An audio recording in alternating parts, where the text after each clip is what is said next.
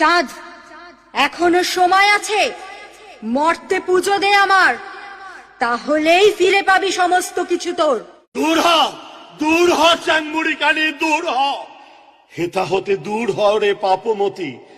যে হাতে পুজেছি আমি শিব সুলপানি, সেই হাতে পুজিব না চাংমুড়ি কানি।